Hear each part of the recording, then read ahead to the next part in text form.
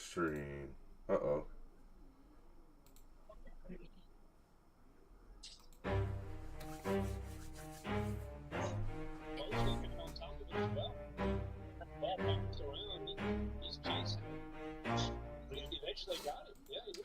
All right, hello and welcome back, all sports ranters. We are your hosts today, Nico, Jake, Drew, and Ben. And it's one of the most exciting time of the year. It's Fantasy Football Championship weekend. And we want to congratulate Nico here. We're featuring our league here that we're all in. We have him on film earlier this year saying that he's never won this league, being the commissioner 10 years later. Now he gets a chance to claim his spot in this league. And to you as well, Jacob. The other league that we're a part of, you're also get a chance to go after a championship. I don't know if you've been there yet in that league yet.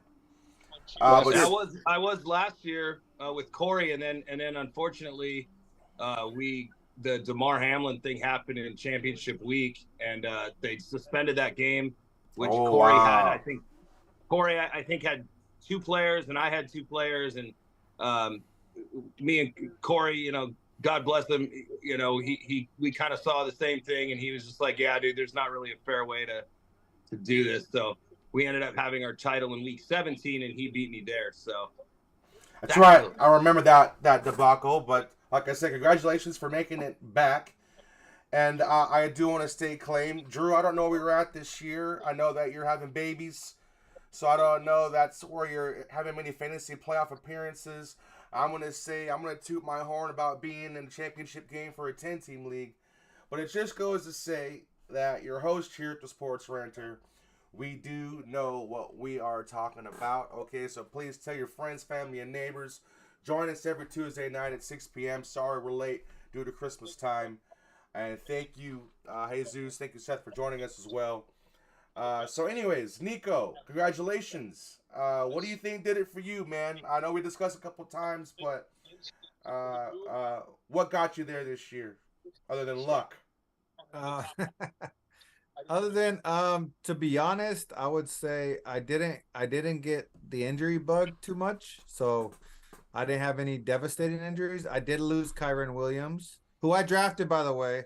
I'm gonna stay on that because everybody's like, oh, the free agency pickup of the year. I was like, no. I drafted that guy. So I drafted him. But I lost him for 4 weeks. I lost James Conner for a little bit, but I didn't lose anybody for the year. I didn't lose any of my big players. My top 3 picks, Mahomes, Kelsey, and CeeDee Lamb, not in that order, Kelsey, CeeDee Lamb, and Mahomes. Even though they underperformed, except for CeeDee Lamb, I have them all year, played them every single week. And that, as we talked, Jake brought up several times, that plays a huge role in fantasy. My top three draft picks, I wouldn't say they're busts. Like I said, Patrick Mahomes and Kelsey underperformed, but they were still consistent floors, right? Like they're getting me consistent points every week. It wasn't what I expected. Obviously, CeeDee Lamb went off. So just having my top 3 guys not go down and having them every week plug in, I don't got to think about it. I don't got to do nothing.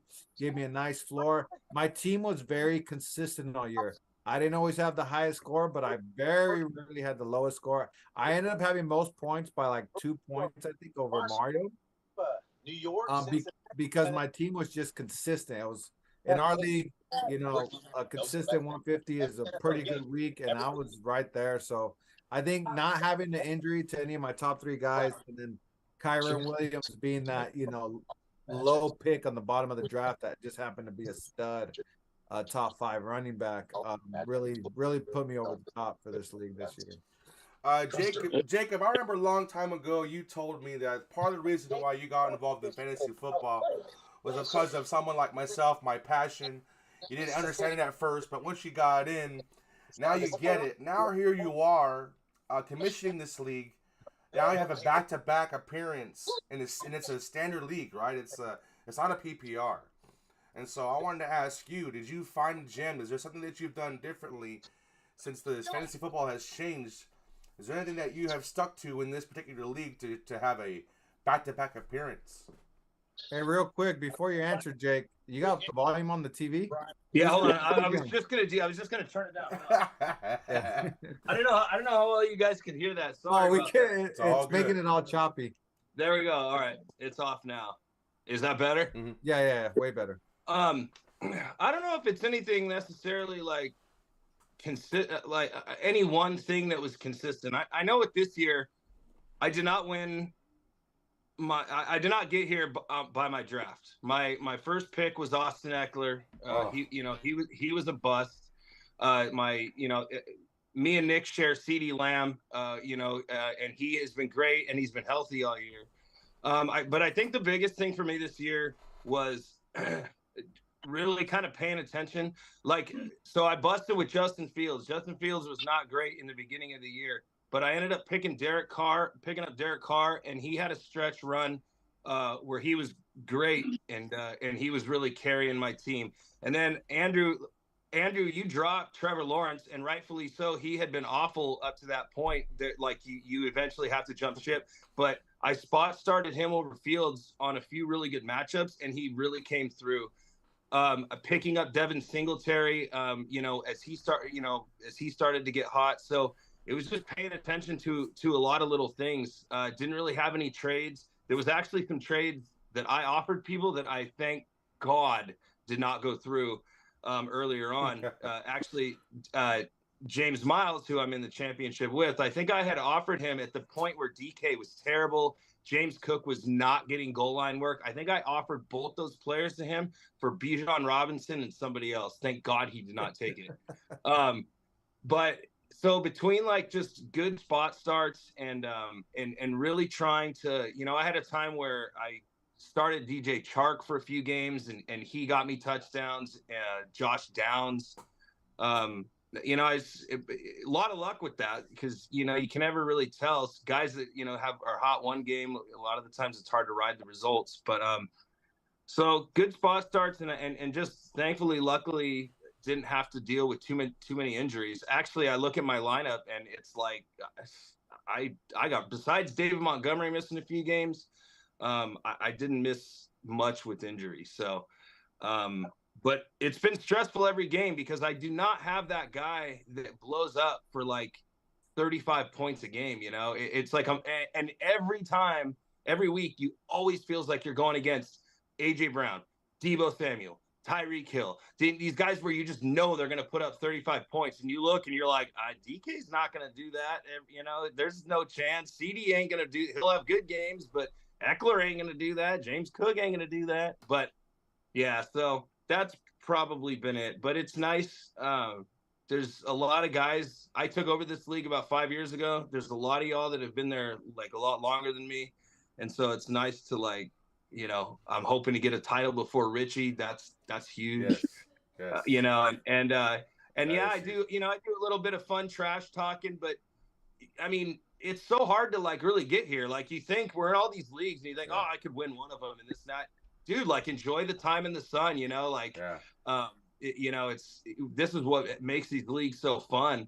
And so it's been cool. So Drew, Norman, I'll just piggyback off that. This is our 10th year, and I did not think it was going to take 10 plus years for me to win. Yeah, the league. that's so, true. Dude, I agree with you, Jake. Yeah.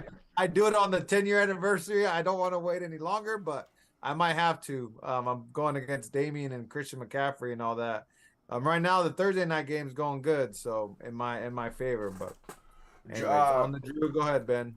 Drew, you normally in both these leagues, you're in the race for the playoffs, and you're up there for the championship as in the past. This didn't happen so for you this year. So if you could please share with us maybe your fantasy experience, what was different this year, but maybe that will lead into our next question, which is what the best moments of 2023 are for you, for football or for life. I mean, this year was, like I said, I took a little bit different approach. Like I said, I regret it, obviously. I basically have been the second place king in pretty much every freaking league I've been in. I get to the championship and I just choke. Luckily in Jake's league I won once, but Yeah, it's tough, man. It's hard to, for one, get to the championship game than to win it. Um, and you just got to stick true to with what you agree with and what you think is right. You can go off of these experts and all these other people and these analysts and stuff like that, and hope for these second year breakouts with these young guys. But at the end of the day, you just don't fill your roster up with too many of them. Like get the guys who are studs and get the guys who you trust and who you like, and go off of your analysis, not so much as expert analysis and the second year breakouts and all this other wild stuff that I kind of fell for this year. To relay the second part of the message, my 2023 favorite sports moment has to be, as a San Diego person, is San Diego State Aztecs getting to the national championship game. That was amazing. Leroy Butler hitting that jumper to beat FSU to get us there was so sick. And then now seeing Nathan Mensah and some of these guys that were on that team in the NBA and getting minutes, it was cool, man. Like, that moment was really, really cool. Unfortunately, we couldn't win it, but to just live in that moment was awesome for a San Diego State team that, I mean, yeah, we get ranked, here and there, but for us to be on the map in a college basketball is absurd. I mean, our football team has been good with Rocky Long, this, that, and the other, and Steve Fisher's always kind of got us there. And then Brian Dutcher took over for him, and just, it's really cool to see, San Diego sports kind of get into that echelon. Fantastic. Jacob, looking back to this year, what was your favorite sports moment? That's tough, because I don't have I guess getting into the fantasy football championships, like, I don't have as much loyalty to one particular team, as you guys do, passion to one franchise. So that would be tough. As far as the NFL season goes, so far my favorite moment was when Buffalo fired their offensive coordinator finally. That was great. But that's a tough question, dude. I can't really tell you. I can tell you, just because we're in the fantasy realm of things, sitting on Thursday night and watching DK Metcalf and CeeDee Lamb, put up 68 points was my probably best moment at the time. But then losing that week, it quickly changed. That's I guess my most memorable. It doesn't necessarily mean it's a great memory, but I'll always remember that. So I guess that's what I'd have to say. I remember that rant. You said that was going to stick for probably a couple of years. So that's one of those losses that will stick for a while. Actually, you even said you may even quit fantasy football because of that one. And here you are. Yeah. You're still that here. Hurt. Nico, I'm a feeling that we're only a few weeks out from your favorite moment of the year. I think it's pretty obvious, but I'm going to remind Andrew, you may not want to listen to the professionals out there, but please listen to the sports ranters. Please draft accordingly. Maybe you don't follow all those spreadsheets, but listen to the sports ranters. We know what we're talking about. That's right. I'm in 5 leagues. I'm in 2 championships and 1 semifinal. All you guys know, Winston's league does the full 18 weeks. So I'm in that semifinal, looking to get in another championship. Andrew's usually there. Ben's had his moments. Jake's there now. So, yeah, listen to the sports ranters. We have pretty good opinions about fantasy. And, yeah, as far as a sports moment, it's something I will never forget. The Raiders putting up 63 points and molly-whopping, I'll use Andrew's turn, molly-whopping the Chargers, the team I hate the most. I'll be 65 talking about it. I don't care about the season. We still got playoffs hope, so they ain't dead. But that was an amazing game. And I think part of the moment, and I hope, especially after what happened this weekend, dude, if we don't hire Antonio Pierce, I don't know what we're doing. I don't know what we're doing. Obviously, I was trying to believe, as every fan does, the Josh McDaniels thing, and I was hoping he would be able to turn it around, offensive guru, all that stuff. But firing him, bringing in Antonio Pierce, and then him being able to get our team up to score 63 on the Chargers and just demoralize the team I hate the most, I'll never forget that. We have what's cool about it is we have the 70-point game from Miami this year, and we have the all-time Raider, record as well that happened this year too. So of course, Ben, you're right. A couple weeks out, but yeah, for sure, best moment of the year. I'll never forget it. My favorite moment so far this year was actually when the Panthers, they drafted a quarterback and also proved that they can actually win a game. My God, I don't know how well that works if you go number one, all in, take a freaking pick, and then not even win one game, right? So that was good to see them win. But I'm going to have to put my support in for my favorite moment of the year for the United States women's soccer team.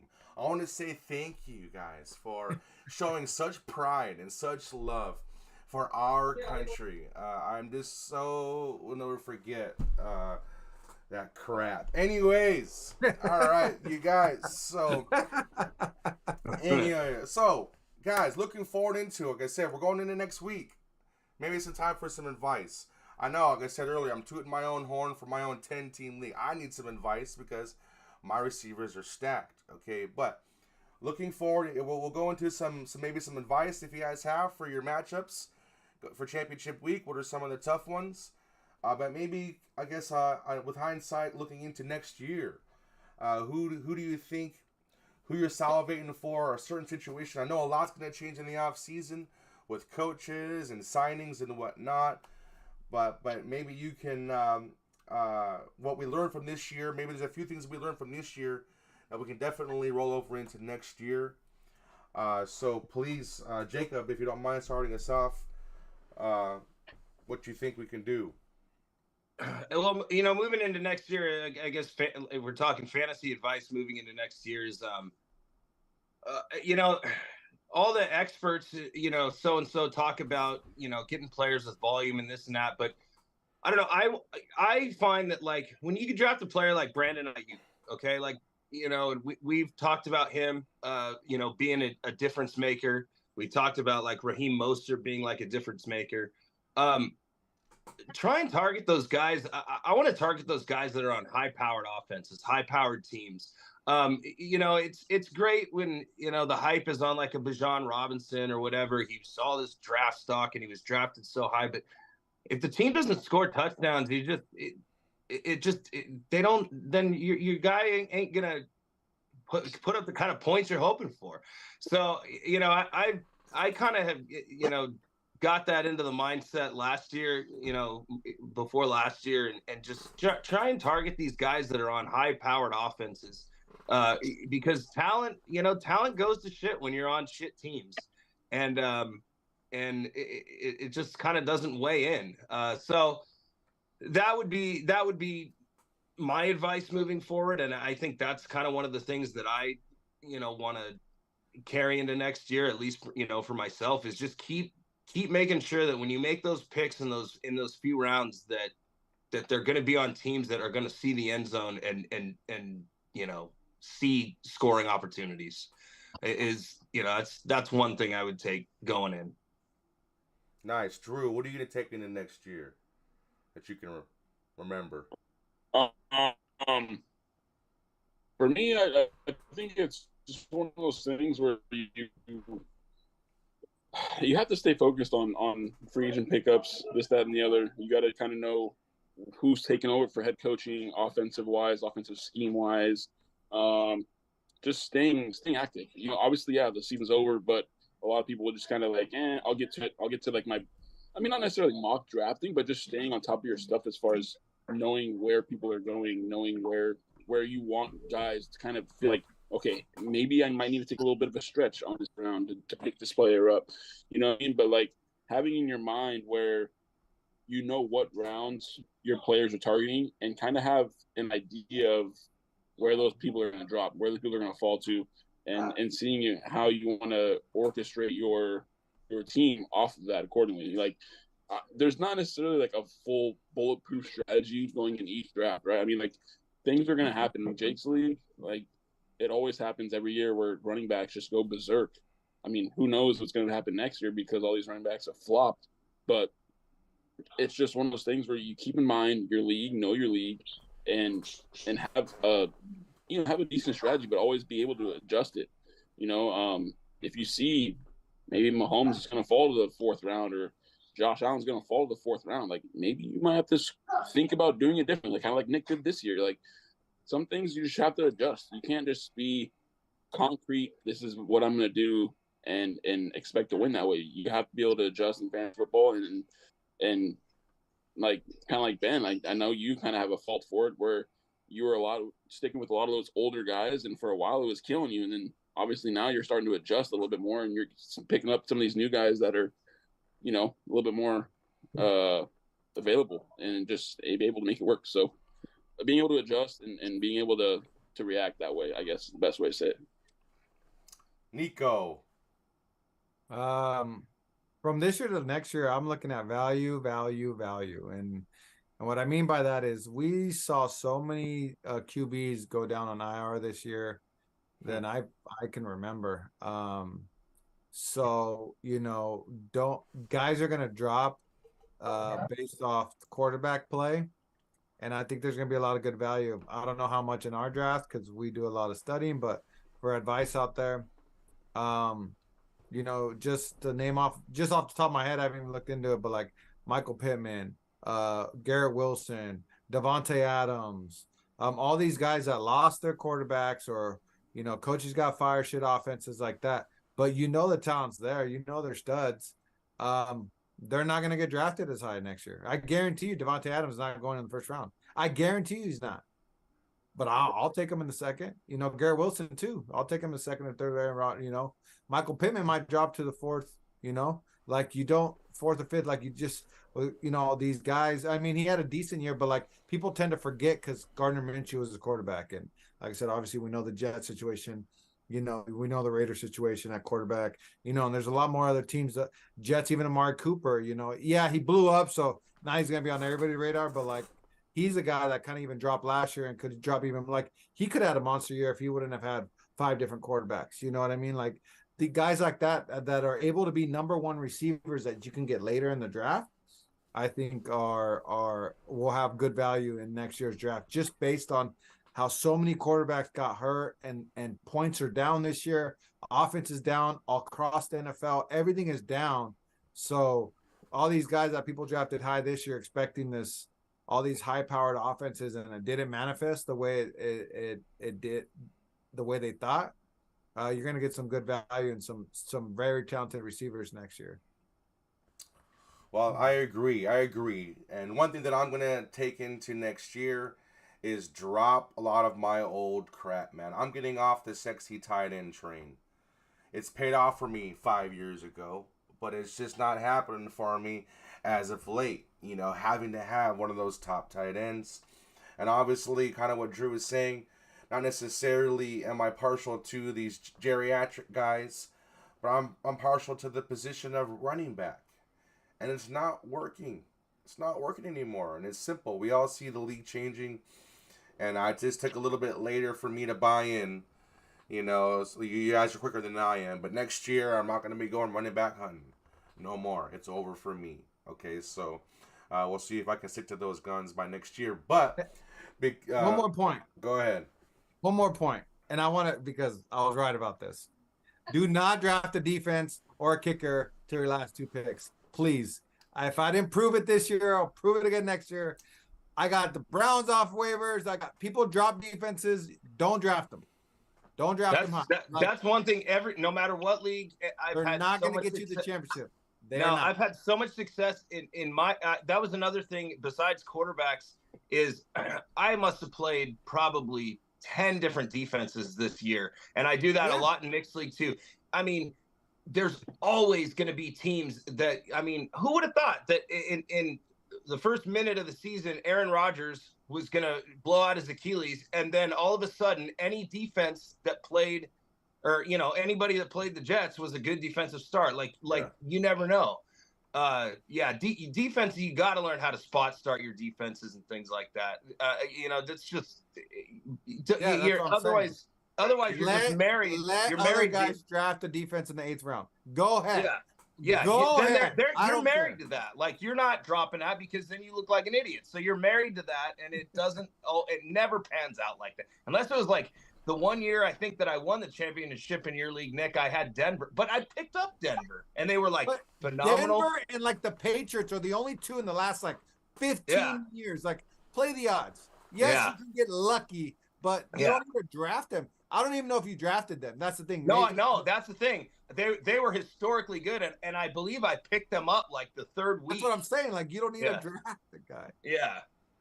So well, there you go, folks. Listen to the sports ranters. All of us are hoping to sit on the panel next week at first place, at least. And we're sorry, Jesus, okay, about telling you to pick Dak over Lamar that week. That was our one bad week, okay. So don't worry about it, all right. But anyways, we got to rediscuss a lot of things that happened. We told them Lamar last week, though, right? We may have.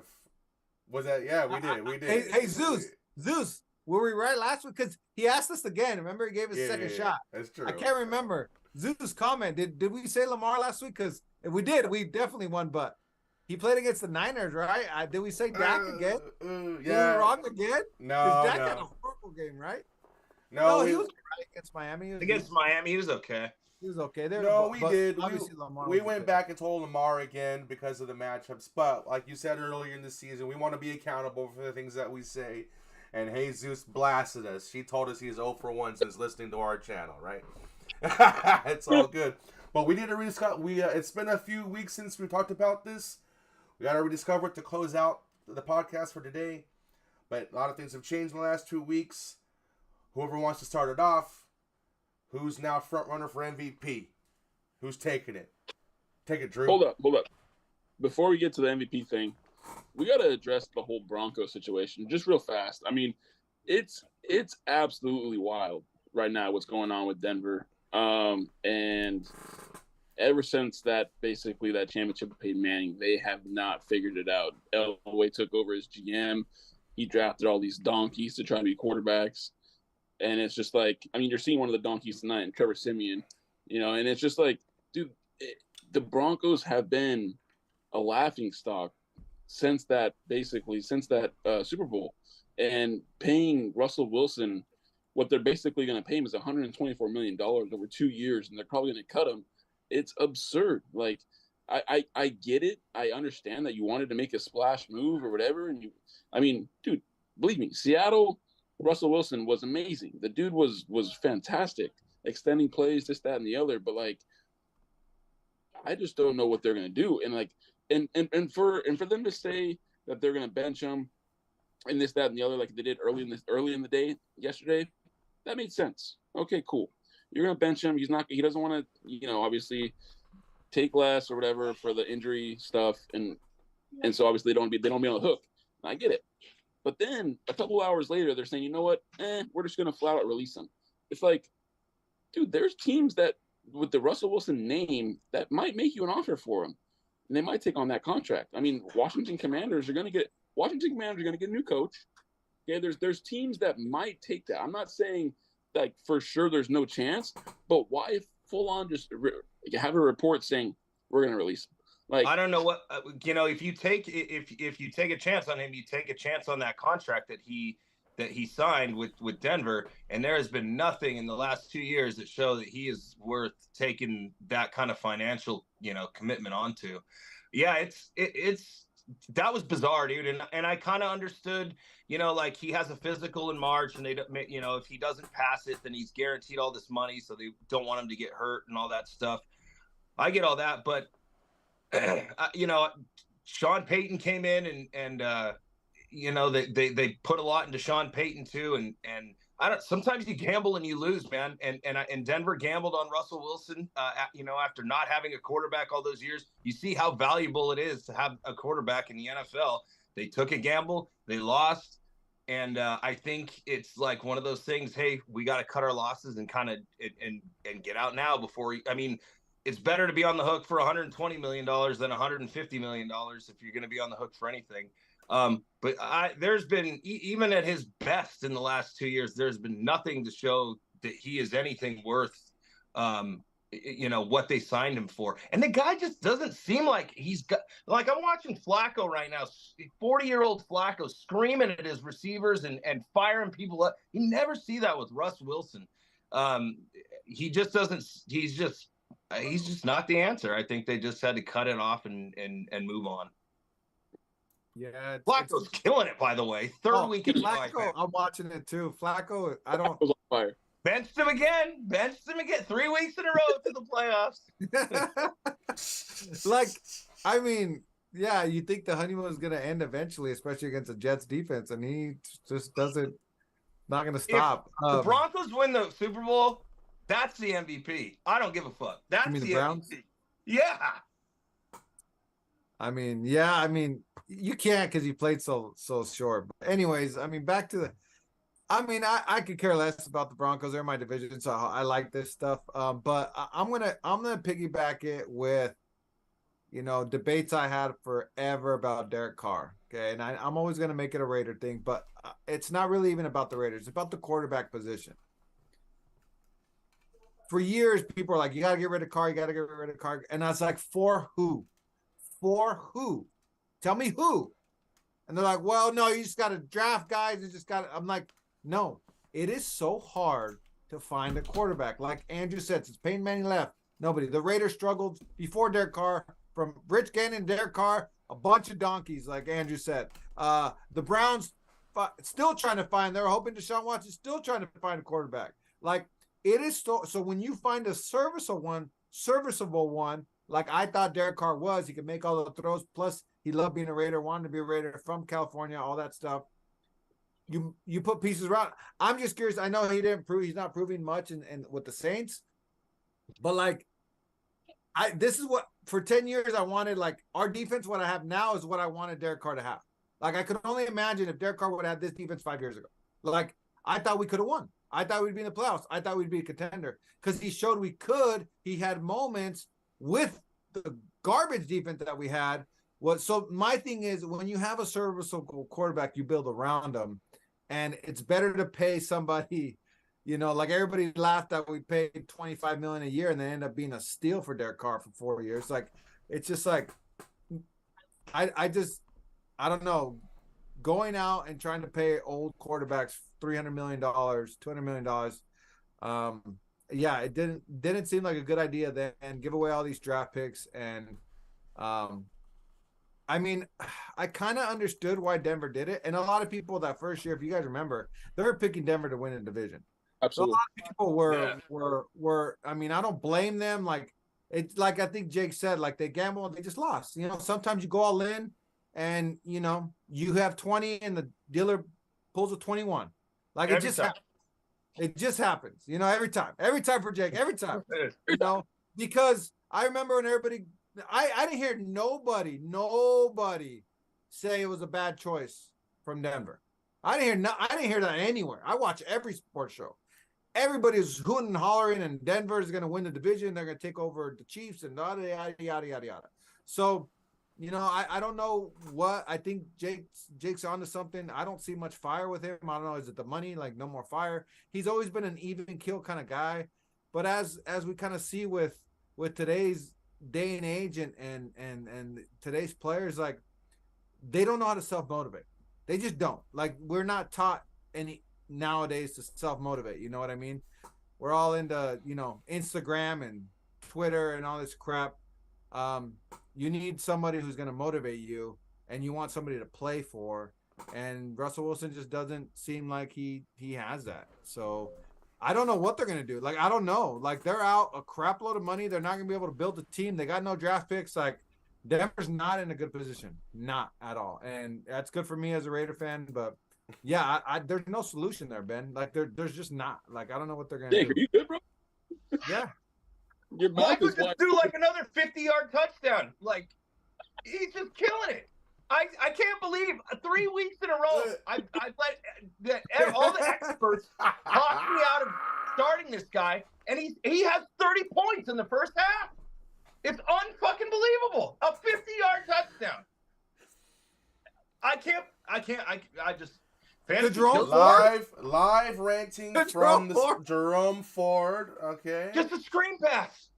Joe fucking Flacco. Dude, we convinced somebody at work not to start Ford today. We're gonna figure. I'll tell you right now. 37 points in my league in the first half. No, he doesn't. In the first half. Because, and I benched him because the numbers. How about this one? How about this one? Hey, you know what I said? I got it. So, Nick, I told you. What about, but like from somebody who, like football. The game flow says the Browns are going to have the ball a lot because the Jets' offense is terrible. Does that count for nothing? And all the experts, well, the Jets are so much better again. Yeah, but that doesn't mean he's gonna pass a lot and score a lot. You know what I mean? Like they could have the ball. They can. The game script could actually be they run the ball a lot. The game script when you're ahead, right, Jake? Like yes, you were right. I'm not gonna say you weren't. You were right in this case. I thought the same thing, but in the last few games, running the ball a lot more. Yeah, in the last few games though, it seems like even if they're up, they're throwing. They're trying to get that. They want this passing offense fine-tuned for the playoffs. I'm watching the game too. Like I don't know what the Jets are like. These guys are like wide open. Like we've never seen the Jets defense play like this. 38 points. Oh, Joe Flacco. Who'd you start? Joe Flacco's on that run when he won the Super Bowl, man. He's on the same kind of run. If you guys remember the run that he made to get to the Super Bowl, he's doing the same freaking thing. Oh, I love it. To all of our fans, of the million viewers, a live rant for Mr. Jacob with Joe Flacco on the bench. I gotta check that league. This is beautiful. It's 6 point for passing touchdown instead of 4. Wow. Anyways, we gotta conclude the show and bring this up. We gotta discuss the MVP to close out the week 16. But Drew, I gotta ask you real quick: is Brock Purdy still in the conversation for MVP? It's far fetched at this point. I mean, to go out against your competition and to lay out four picks, and I mean he had a stinger, but let's be real, they just wanted to bench him. It's tough, dude. I mean, obviously I feel like with that game, I feel like he had that pressure and of like basically knowing, hey, if I go out there and I ball out, I'm going to get MVP. And I think he forced a few throws. Like I think a couple of those throws he forced them. Clearly the interception to George Kittle. He even on the post game, he even admitted that he knew the flag was coming back on them, and he still tried to make that tight throw to Kittle. It's just there's unprecedented errors that he did, and I'm not gonna say it's all Brock Purdy's fault. Like, I mean, he had 2 tip interceptions, and then he had one, where his arm got hit. So it's like, they're unfortunate interceptions, but in a game where your biggest competition is Lamar Jackson, and he's extending plays and making great plays, making good throws, making good reads. Like, it doesn't look good. Like, it's going to be tough for him to win it. The other person that is obviously in the conversation is McCaffrey. It's like, I mean, if McCaffrey goes out and he has like just enormous 2 games, then okay, maybe we can put him in the conversation. But I mean, like it's always been a quarterback award, and we all know that. And it's like where Ark was trying to talk to us on the group chat for us, and I told him, like, dude, it's the best quarterback on the best team. That's the MVP, and it's going to be Lamar Jackson. I don't see how it couldn't be Lamar Jackson right now, unless he had like just a horrific game. But either way, I feel like it's kind of like stamped, where it's going to be Lamar Jackson. Unfortunately, Brock Purdy couldn't get it done when the spotlight was on him. It is what it is. You know what I mean? Do I feel like Brock Purdy's still not a good quarterback, this, that, and the other? No. Like, he's going to have bad games. It just is what it is. It's the NFL. Every quarterback's going to have a bad game here and there. But let me ask you this. Let me ask you this, Jacob. How we never had Lamar Jackson in the conversation all season long. Why all of a sudden is he in the conversation for MVP? I think it's just funny with the Ravens, like, because you're right. It's like he was never a name that was brought up. Drew had mentioned, has been mentioning that, Baltimore is the team to beat in the AFC, and obviously they look like it now. But it's like there's no consistency on how Baltimore goes in week to week and dominates, games on offense. One week their running game just tears people up. Lamar kind of manages a lot of RPO, a lot of option stuff. Then the next week he could go out and throw for 350 yards, but he just kind of quietly, just every week gets it done. Every week gets it done. I don't completely rule out Brock Purdy because, everybody was saying Dak was, MVP, candidate, but then he has a bad game and then people forget about him. We were talking Tyreek, he should be the MVP. He makes such a difference in that game. And then he sits out against, I think, the Jets, and they go out and they win 30-0. Waddle completely dominates. You can make an argument for McCaffrey.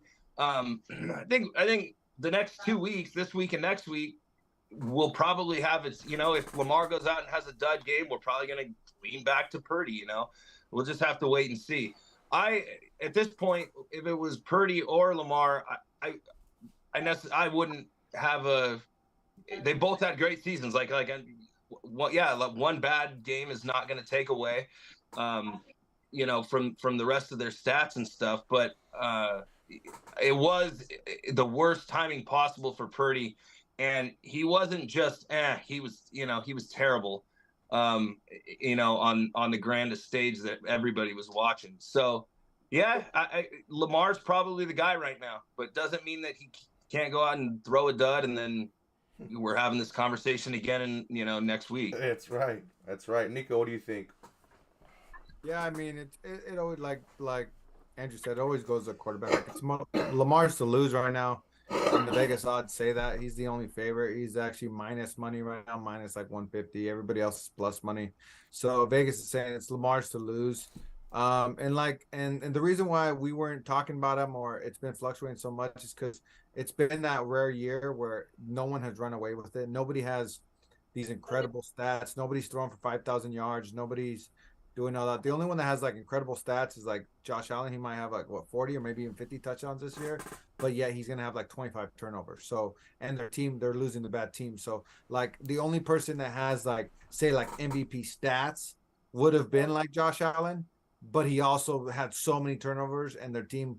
So like if you would have taken away the turnovers and the Bills were like 9-3, whatever, with those stats, then it would have easily been Josh Allen, So it's just one of those odd years that a quarterback on a good team is not having a ridiculous year, except for Purdy, as far as like, all the like, passer rating and all that. Obviously Purdy's like up there and all those, but because of the bad games Purdy has had, and Lamar's just right there plugging and chugging, and he's number one seed.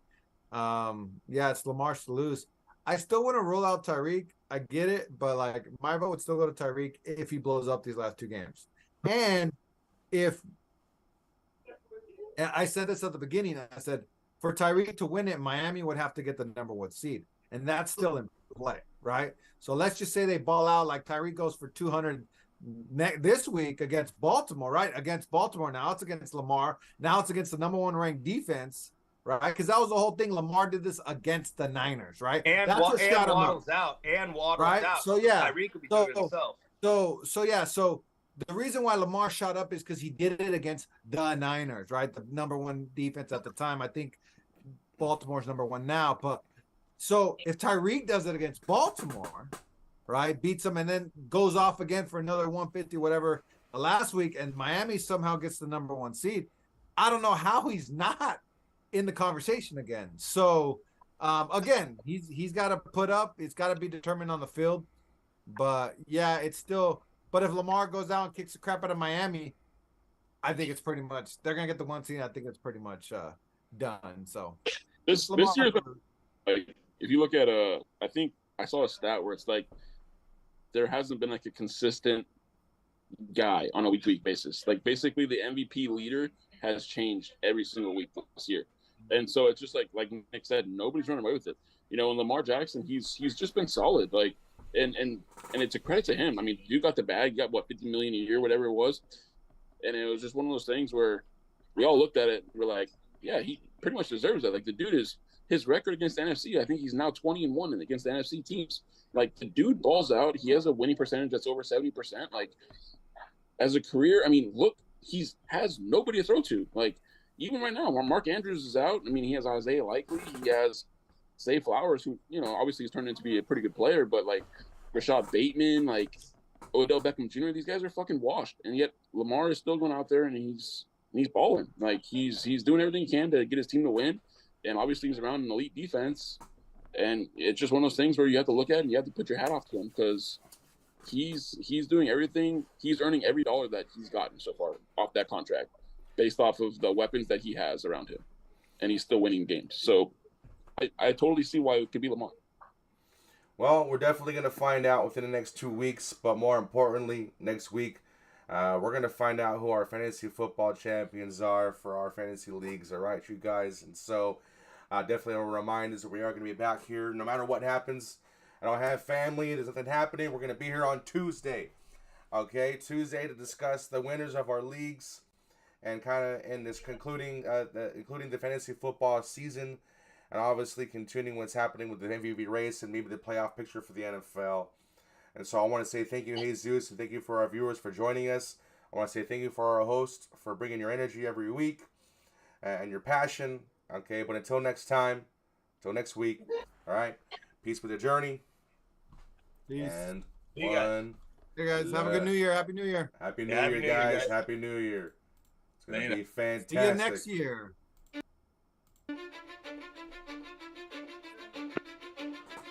Cause I don't give a fuck what you say.